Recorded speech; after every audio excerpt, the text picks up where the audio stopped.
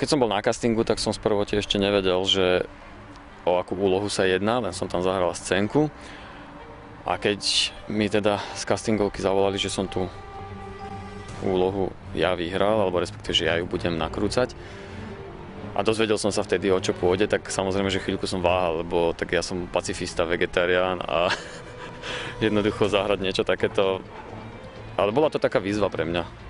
Chcel som to vyskúšať z tej profesionálnej stránky. Samozrejme je strašné, čo sa stalo tam, ale ľudia by teda mali vedieť a vidieť aj trošku iné, alebo teda vyšetrovanie ešte nie je ukončené, ale ľudia by mali vidieť okolnosti asi, ktoré k tomu viedli.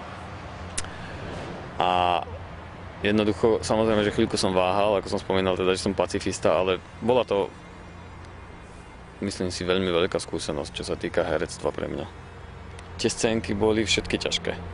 Viac menej ako vžiť sa do postavy, že niekoho strieľate a zabíjate, tak to je veľmi strašné.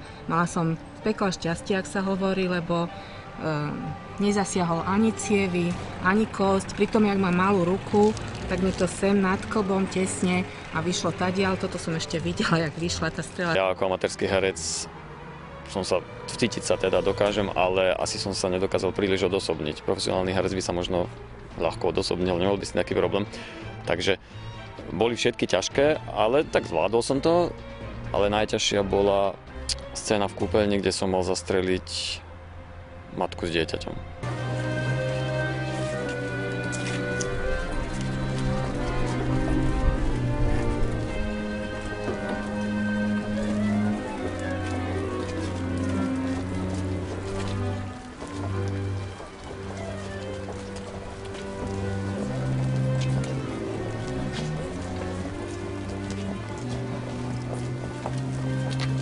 Tá matka to hrala ju známa komparzistka, ktorá veľmi dobre ju zahrala, takže veľmi ťažké bolo pozerať sa do očí pri tom a zastreliť dieťa, no tak viete, tak to už je úplne, tam to bolo veľmi ťažké.